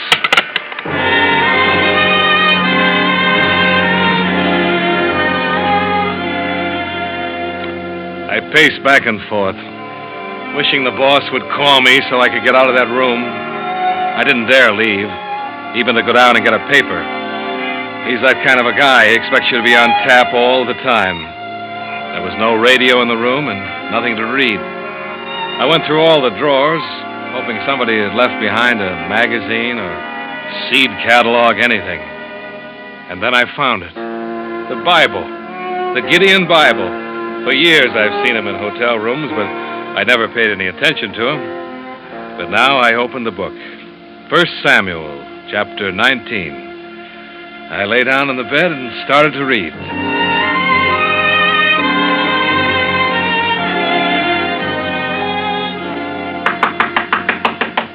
The knock surprised me. I'd forgotten about the bellhop. I got up to go to the door, and I realized that I had the Bible in my hand. It's a fine thing when a man feels embarrassed caught reading the Bible, but that's how I felt, embarrassed. I stuffed it under the pillow and went to the door. Well, you sure took your time. Oh, I thought it was the bellhop. I'm the house detective. Sorry to disturb you. That's all right. What's the matter? Well, it seems that the woman who had this room before you lost her pocketbook. She thinks she left it here. I'm sorry, there's no pocketbook here. Well, I'd better take a look. I'd have seen it if it was here. But come on in if you want. Thanks. See, there's no pocketbook here. Yeah, but she's sure she left it here. I'll have to go through everything. There's nothing in there but my stuff. Do you have to go through... What's the matter? Don't you want me to look for it? No, it isn't that, but I've been through all those drawers already. You'd be surprised at things people leave behind in hotels. Yeah, I guess I would be. Nobody else has been in here, have they? No, nobody. I can't even get a bellhop in here. You've been out of the room? No. And look, I'm not responsible for anything that was left here. No, of course you're not. Well, I'm sorry to have bothered you. That's all right. Say, tell that bellhop to get up here, will you? Yeah. I'll tell him. Good night. Yeah, he was a strange guy. But then all house dicks are. I lay down again and went back to reading the Bible. Once I got used to the old-fashioned language, I found it pretty interesting. The story of David, anyway. A guy being chased by everybody and not knowing who his enemies were, every minute expecting to get killed. I was down to the part where David's wife puts a dummy in his bed as a decoy to save his life when I was interrupted again. This time, I automatically stuck the Bible under the pillow and went to the door. Hello. Oh, hello. I wonder if you could help me. Well, I'm having a most awful time. I tried and it just won't work. The room's so stuffy. How's that? The window in my room, it won't open. Would you open it for me? Oh, sure. Which room is it? Right next to yours, just around this corner, room 300. You know, I have the same trouble on buses. The windows never open. It drives me mad. You can see how stuffy the room is. This window? Mm-hmm. Well, isn't that odd? It opened for you. Yes, it did, and easy, too. And so does this one. Can't understand. Are you sure you tried? You don't think I'd come to your door and ask you to come over here if I didn't need something, do you? It's been done. Maybe, but I wouldn't know. Now that you're here, wouldn't you like to have a drink? Be a trouble, I mean. No, I don't think I can. You can watch the parade much better here than on your side of the building. Oh, no, I can't. What's the matter? I'm sorry, I have to go. That's my phone. Wait. Don't go. You can have the call transferred here. But it's silly to go all the way back to your room.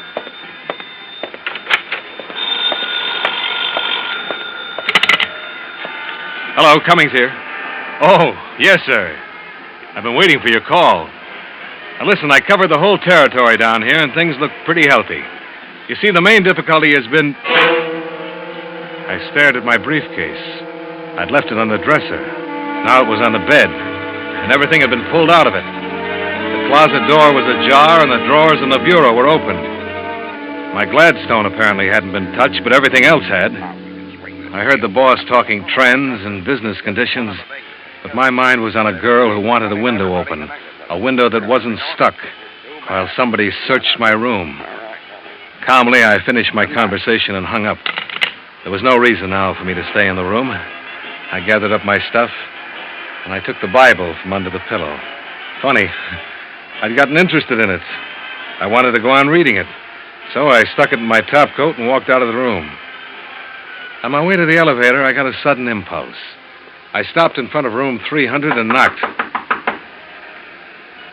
Who are you looking for, mister? Oh, where's the lady? Nobody in there now. Lady just checked out. Well, that's impossible. I was just here. I don't know anything about that, but she checked out a couple of minutes ago. See? Gotta clean it up after right now. I'm gonna be glad when this Mardi Gras over. Everybody go crazy. Hotel go crazy. People check in, check out. Steal everything that ain't tied down. Steal? I said steal. Ashtrays, bath towels, soap. I wouldn't be surprised they'd take the beds next. The Bible in my pocket suddenly felt like a pound of uranium. I wondered if the cleaning woman could read the guilt on my face, but she put her wastebasket down in the hall and went back in to clean the room. For a second, I considered taking the Bible back to room 302. And maybe I would have, if it hadn't been for the discarded book jacket in the wastebasket. It was gaudy, red and yellow. I grabbed it up, put it around the Bible. The title read, "You Will Die Tonight."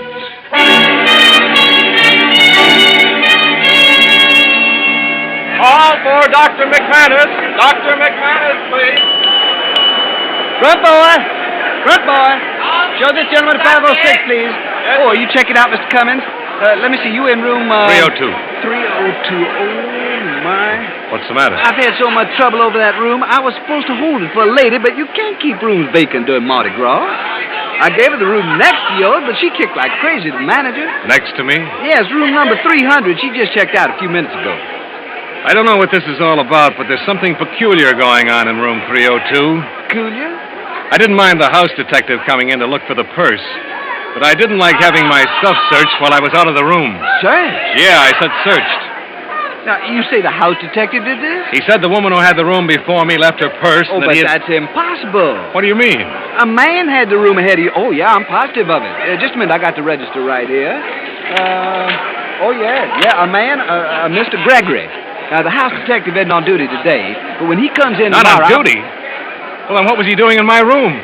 Today? Of course today, tonight. A tall guy with black there's hair. Some mistake, Mr. Cummings. Our house detective, Mr. St. Clair, is short and bald. And he hasn't been in the hotel all day. He's homesick. Well, it had all the makings of an interesting little intrigue. But I left the mystery of room 302 with the room clerk and went to the cigar stand. It was 8 o'clock. My train wouldn't leave until midnight. Yes, sir. What'll it be? Cigarettes or cigars? Cigars. 3 Coronas. Make it 6. Yeah, always like to sell cigars. Men don't smoke cigars like they used to. Cigarettes, that's the fashion today. They give me a good cigar every time. Somebody's having a good time. Ooh, they all have a good time during the carnival. Say, I wonder where I could check my bag and briefcase for a little while. Want to see the parade? Yeah, I thought I would. Mill around a little bit. I got a couple hours to kill. Well, I'd be glad to keep it for you. I'm on duty till midnight. Oh, would you? Say, that's mighty nice of you. Don't mind at all. Mardi Gras is something to see. You shouldn't miss it. But you'll have more fun if you rent a costume. Hotels got them for rent, you know. No, thanks. I'll go as I am. He stuck my stuff under his counter, and I elbowed my way across the crowded lobby to the street door. Through the glass, my eyes met the eyes of another man, the tall man with black hair, the man who had said he was the house detective. I swung the hotel door open. I had a few questions I wanted to ask that boy, but he was swallowed up in the crowd. And then a big hand clapped me on the shoulder, and a voice boomed in my ear. There you are, sinner! I whirled around and looked into the mask of a laughing, red-faced devil. Don't try to evade me, sinner. I've come to collect you with my nice, shiny pitchfork. And when the devil comes for you, your time is up. All I could see in the mask was a pair of eyes. They were green eyes, and they were laughing. And the devil threw his arm around my shoulder and urged me along the street. I balked a little. I hadn't had anything to drink. The whole thing seemed kind of silly, but before I knew what happened, a clown grabbed my other arm. Let's take the sinner to the fiery furnace. And the two of them, the devil and the clown, were propelling me down the street toward a parked car. Come along, sinner. Hey, now, wait a minute. The sinners are nocturne. Push him in, clown. Get in, sinner! Hey, you guys. Hey, let me out of here. Look, where are you going? All right. Let's have it. What? The Bible. The Bible you took out of room 302. The Bible? Say, you're not drunk. Don't waste time on him. Frisk him. Look, I don't know who you are, He but... hasn't got it on him. What'd you do with it? Where is it? I told you, I haven't got it. Oh! Just to let you know we're not playing. Now let's take it again, huh? Where's the Bible? I tell you, I haven't got it. I had it, but I guess I lost it. Lost it? Where'd you lose it? I don't know. Why, you... Don't do that, sinner. It's just as easy for me to pull this trigger as to look at you. But I'm telling you the truth. I haven't got it anymore. All right, you haven't got it. But you'll tell me where it is, you understand, if I have to kill you to find out. What are you stopping for? The crowd, I can't get through. Come on, let's get moving. Get out of here. What do you want me to do? Drive over them? Come on, get out of here. A bunch of rebels, drunk and out for bear, opened the back door of the car and started climbing over us. Nothing would stop them from weaving through. They thought it was fun pushing and shoving each other. One of them fell, sprawled across the devil's lap, and they began to pile up. And suddenly, I knew that this was escape. I climbed out of the car. I ran blindly away from them. I saw a cab at an intersection. I ran out, opened the door, and there he was, in the back seat, the phony house detective. I slammed the cab door and bolted across the street. There was a policeman on the corner directing traffic. I ran up to him. Hey, where do you think you're going? They're trying to kill me. You've got to help me. Kill you? Who's trying to kill you? The devil. He's after me. The devil? Yes, and the clown, too. And Mickey Mouse?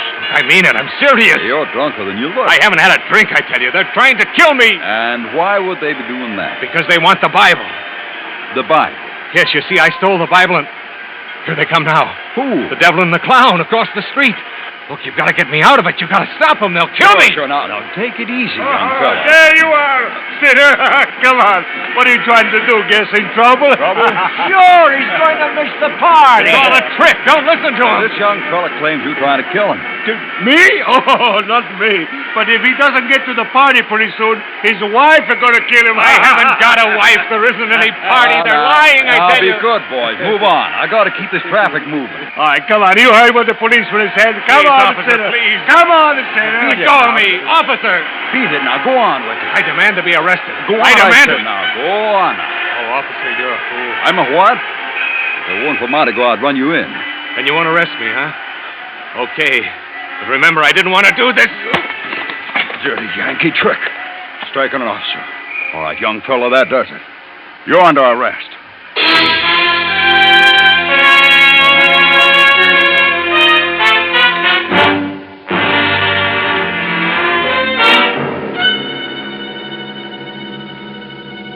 In just a moment, we will return to tonight's story of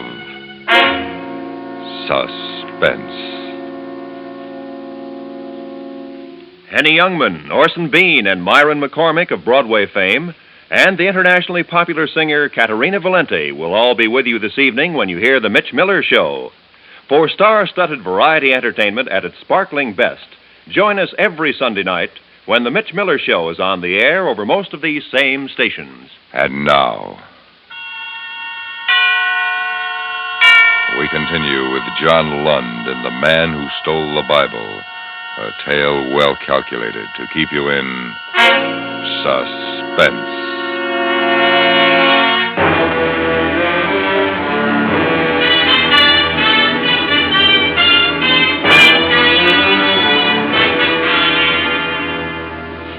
I sat in the drunk tank in the New Orleans jail and tried to figure it out.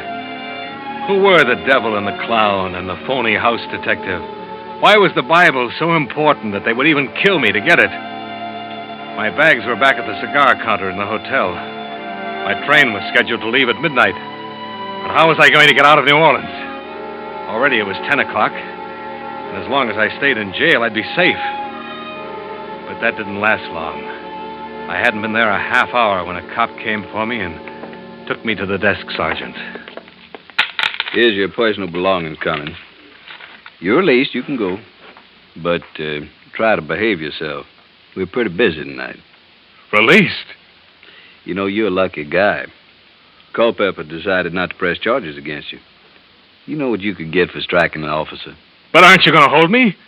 Your fine's been paid. Now go and get out of here. And keep out of trouble, will you? But I am in trouble. That's what I tried to tell the cop, but he wouldn't listen to me. I had to hit him. My fine. Somebody paid my fine? Yeah, it's been paid. But who? Who paid it? I don't know who it was. He didn't give me a name. He just paid it. Was it a man in a devil's costume? Huh? Or a clown? Now, look. What did he look like? How do I know what he looked like? He was an ordinary-looking guy, tall, big, he had black hair. The house detective. The who? They'll kill me, I tell you. They'll kill me. Pardonnez-moi, monsieur. Je suis perdu. Je voudrais retrouver le convent. Les gens dans la rue m'empêchent de... I hadn't heard her come into the station. She moved so quietly. She was a nun, and she was talking excitedly in French. I wasn't paying much attention to her. I was thinking instead of my own problem.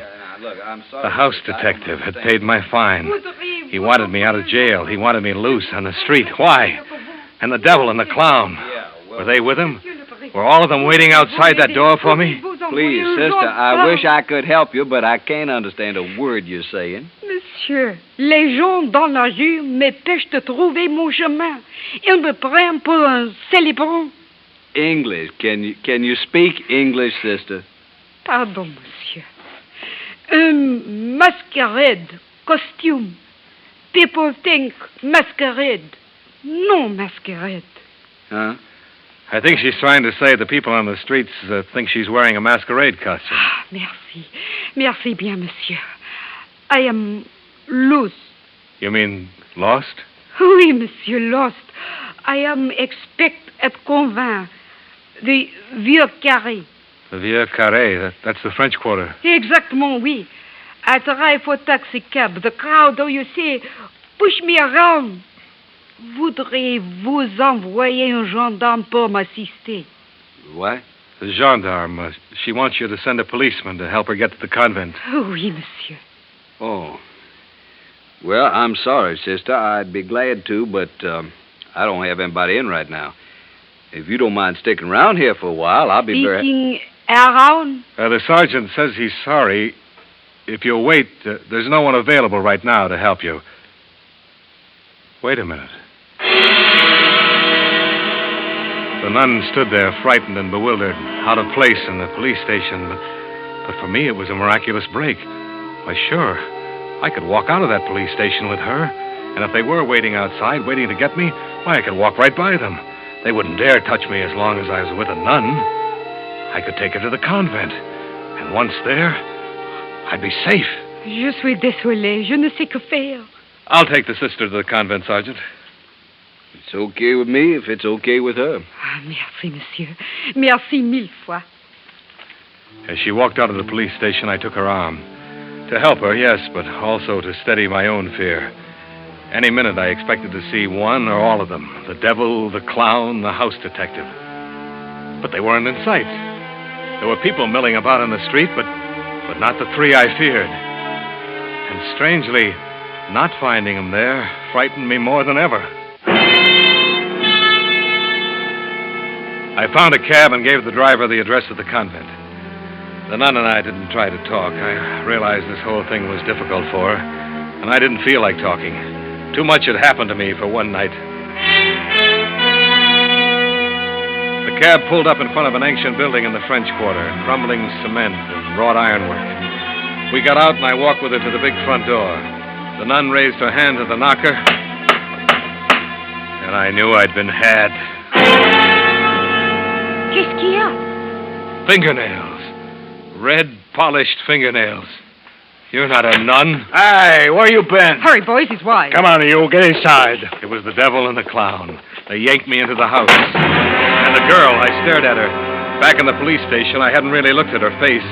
Her black robes had spelled freedom to me. That's as far as I'd thought. But now I knew I'd seen her before. Only before she'd worn a green dress and a scarlet mouth to match her fingernails. And her hair had been blonde and long, and she wanted a window open. A window that wasn't stuck. You've given us a lot of trouble. I'm sorry, I don't know We've been very patient. Now we want the Bible. I told you before, I don't have it. You had it. I had it, yes, I had it. I took it. I don't know why I took it, but I lost it. Who sent you to get it? I'll handle him. All right, who you working for, Poloni? Look, there's some mistake. I'm a salesman. I sell washing machines. You're lying. Look, I tell you that... Where's the stuff? Has Poloni got it? What stuff? I don't know any Poloni. What are you slapping me around for? That won't get you any place. Oh, won't it?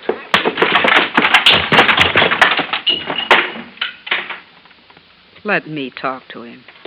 Look, if you're covering up for Poloni... Who's Poloni? I don't know any Poloni. Poloni wouldn't take a beating for you. But I tell you, I don't know... Whatever he's paying you, we'll pay you more. We'll pay him nothing. He'll hand over that Bible or tell us where the junk is stashed, or so help me, I'll kill him. Dope. So that's what it is. Dope. Yeah, Mr. Innocent. That's what it is. Dope. Heroin, cocaine, 100 grand worth. Oh, stop it. You kill him, we'll never find it. Listen to me. What's your name? Cummings. You work for Poloni, Cummings. Nobody but Poloni knows about that Bible. You came to hijack the stuff. I tell you, I don't know Poloni. Ah, stop lying.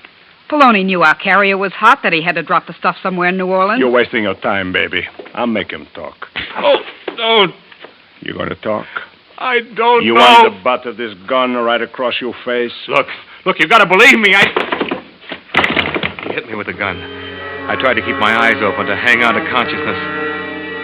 Across the room, I saw the door open, and in it stood a man with another gun, a big man with black hair, the phony house detective. Was his name Poloni?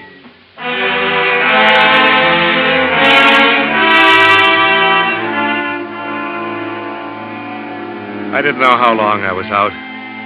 When I came to, I was lying on a bed. My head was throbbing. My cheeks, my nose, every bone in my face seemed on fire. There was a cold cloth on my eyes. I tried to think. Why did I hurt so? Oh, yes. The Bible. They wanted the Bible. But I didn't have it. And it was a good thing, too. If I had it, they'd kill me. Then and I smelled something. A strong cigar. It burned the inside of my nose. I rolled over to get away from it and opened my eyes. The devil and the clown were gone, and so was the girl. I was alone with the phony house detective. All right, let's not waste any more time. What did you do with the Bible? Where are the others? They've been taken care of. You took the Bible that belongs in this room. Now, what did you do with it? This room? Oh, yeah. Room 302. You had no right to touch that Bible. Now think, what did you do with it? Where is it? Look, I told them I must have lost it. I don't know. I'll get it. Yeah? The gentleman who left his suitcases with me, Mr. Cummins. Suitcases? Come in. Who are you? I run the cigar stand in the lobby. I saw you bring Mr. Cummins in, if you don't mind my saying so, quite tight. Yeah. I'm going off duty in a little while. I thought he'd need his things. See, he checked them with me. Thanks. Oh, almost forgot. Here's his book, too. Oh, no, don't leave the book. But you forgot it on the counter. I don't want the book. You can have it. I'll take the book. No, don't give it to him. Thanks for your trouble. Don't mention it. Hope he feels better tomorrow. Well, at last, the Bible. You will die tonight. Look, Poloni, I didn't know. I swear, I just took it. Poloni? I'm not Poloni. You know, that's a pretty clever stunt, covering the Bible with a whodunit jacket. Let's see, third book, second chapter, Genesis, Exodus, Leviticus, chapter 1, 2. Yeah. Here's the address of the warehouse where the stuff is. I don't understand. If you're not Poloni, who are you? John Stang, United States Treasury Department, Narcotics Division. A T-man, but I thought You made my job very difficult tonight, Mr. Cummings. We traced the narcotics carrier all the way from Hong Kong to New Orleans to room 302. But when we arrested him, he was clean. He didn't have the evidence. Room 302 was the link. The girl Frenchie was to take this room, and I would have followed her to where the evidence was stashed. It was as simple as that. But you stepped in and threw us all off. Well, why didn't you tell me you were a government man when you came in tonight to look for the pocketbook? How did I know that you weren't a new member of the mob? Now, take my advice, Mr. Cummings. Quit stealing things out of hotels. Look, I never stole a thing in my life before. This is the first time. There's one thing I can't figure out. Why did you steal a Bible? Well, you're not going to believe this, but honest, I just wanted to finish the story.